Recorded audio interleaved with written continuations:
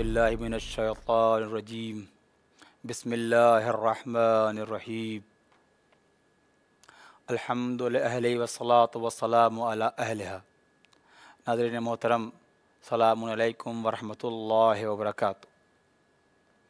आज का जो हमारा मौजू है वो है इमाम ज़माना अजरल्लाहु ताला फ़रजहु शरीफ और वलदुज़्ज़िना।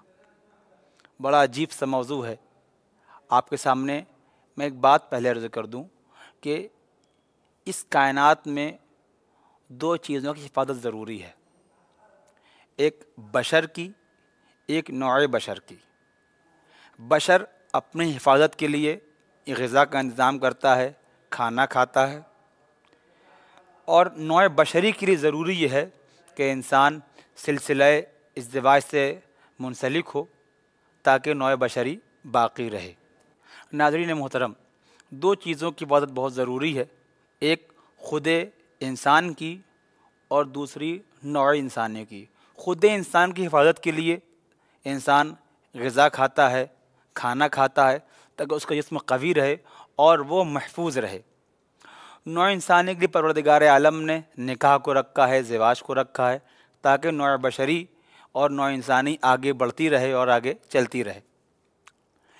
जब बशर की हिफाजत की बात आती है तो बशर अपनी हिफाजत के लिए खाना खाता है, तो उस खाने में परवरदिगार आलम ने चंद क़यूद लगा दिए हैं कि देखो खाना तो खाना मगर हर ग़िज़ा ना खाना, जो हलाल हो, जो पाक हो, जो तैयब हो वही ग़िज़ा खाना, हर ग़िज़ा ना खाना।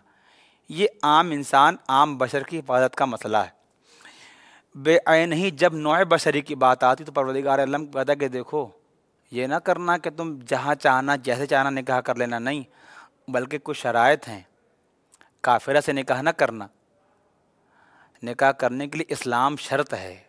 मुसलमान से निकाह करना, मुसलमान आपस में शादी करें, जो दीनदार हैं उनको तरजीह देना, उनको अपने घर लाना, क्यों? क्योंकि इससे नौए बशरी की हिफाजत होनी है।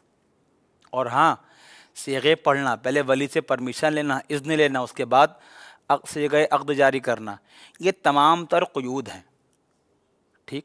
लेकिन अगर कोई शख्स इन क़यूद पर नहीं उतरता है और बग़ैर परवरदिगार आलम की शराइत को माने हुए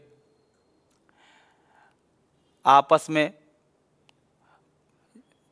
बैठ जाता है, तो अब जो औलाद पैदा होती है वो औलाद परवरदिगार आलम की निगाह में हलाल नहीं होती, बल्कि वो हराम औलाद पैदा होती है।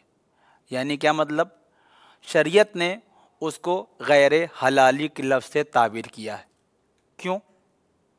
इसलिए कि ये जब इस कायनात में आया तो जो इसका प्रोसेस था निकाह, वो सही ढंग से वक़ूअ पज़ीर नहीं हुआ था। लिहाजा परवरदिगार आलम के निगाह में ये जो बच्चा इस कायनात में आया है ये हलाली नहीं है, ठीक। मैं यहाँ पर रुककर एक आपके सामने हदीस नक़ल करूँगा। पैगम्बर अकरम फरमाते हैं, या अली ला युबग़िज़ुका इल्लल मुनाफ़िक़ औ वलदुज़्ज़िना औ वलदुल हैज़।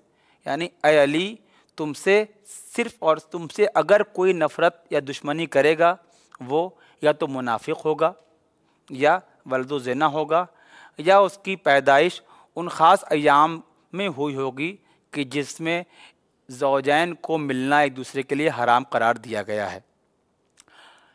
इसका मतलब ये नहीं है कि जो भी मुबग़िज़ हैदर करार होगा वो इनमें से या और उसके अंदर तीनों सिफ़ात हों, बल्कि उसके अंदर इनमें से कोई एक सिफ़त पाई जा सकती है। मसलन वो मुनाफ़िक़ हो, वो अहले बैत, दिल में कुछ हो, ज़बान पे कुछ हो, उसको मुनाफ़िक़ कह सकते हैं। यहाँ पर मैं रुककर एक बात और कहूँगा कि ज़रूरी नहीं है कि हर वलदुज़्ज़िना मुबग़िज़ अहले बैत हो। मुमकिन है कि कोई ऐसा भी हो कि जिसने अपने वजूद में विलायत अली को ढाल लिया हो और वो कोशिश करो कि अपने नफ्स को बुलंद करे और जो कमी उसमें थी पैदाइशी तौर पर उसका इज़ाला कर सके, अगरचे उसका इज़ाला नामुमकिन है, लेकिन फिर भी काफ़ी हद तक अपनी सीरत से वो अपने नसब को और अपने उस कभी नसब का इयादा या उसका सद्देबाब करने की कोशिश कर सकता है। میں یہاں پر رک کر ایک اور بات عرض کروں گا کہ اسلام میں ولد الزنا کے لیے اتنی ممانعت کیوں کی گئی ہے؟ کیونکہ یہ شقی القلب ہوتے ہیں، ان کا دل بہت سخت ہوتا ہے، حتیٰ کہ بعض ملکوں کی فوجوں میں یہ شرط ہے کہ اگر کوئی بچہ قبل الزواج یعنی ویڈنگ سے پہلے پیدا ہوا ہے، میرج سے پہلے پیدا ہوا ہے، تو اس بچے کو فوج میں داخل کرتے ہیں، کیوں؟ جو کہ وہ شقی القلب ہوتا ہے، وہ ظلم کرنے میں رحم نہیں دکھا کہ بلکہ وہ ایک جس طرح وہ ظالم چاہتے ہیں اس طرح سے ان کو ایک ظالم اور جابر آدمی مل جاتا ہے۔ دوسری بات یہ کہ یہ جو ولد الزنا ہے یہی وہ شخص ہوگا کہ جو آئمہ قتل کرتا ہے، یعنی جو شخص مباشرتاً قتل امام میں شریک ہو وہ حلالی نہیں ہو سکتا ہے، جیسا کہ شمر ابن ذی الجوشن تھا کہ اس نے مولانا حسن کو قتل فرمایا، مولانا حسن کو قتل کیا۔ عبد الرحمن ابن ملجم کو آپ لے لیں، وہ بھی غیر حلالی تھا اور اس نے بھی وقت کے امام کو قتل کیا تھا۔ اسی طریقے سے جو شخص بھی غیر حلالی ہے اسے توقع یہ کی جا سکتی ہے کہ وہ دین سے منحرف جلدی ہوتا ہے، جو کہ اس کا قلب جو ہے وہ پاک و طیب نہیں ہوتا ہے۔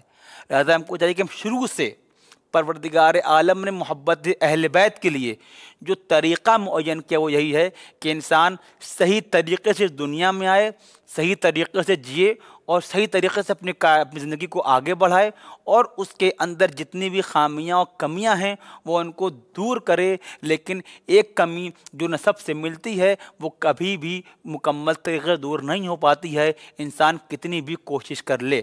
لہذا ہمیں چاہیے کہ ہم اس دنیا میں ہونے والے اس عظیم گناہ کی طرف بڑھنے والے افراد کو منع کریں کہ براہ مہربانی آپ اس جرم سے بچیے، کیونکہ اس کا جو سوال ہے وہ ہمارے نسل کا ہے، ہماری آنے والی جنریشن کا ہے، ہماری آنے والی نسلوں کا ہے، جن کے ہاتھ میں ہمارا دین ہے، جن کے ہاتھ میں ہمارا اسلام ہے۔ والسلام علیکم ورحمۃ اللہ وبرکاتہ۔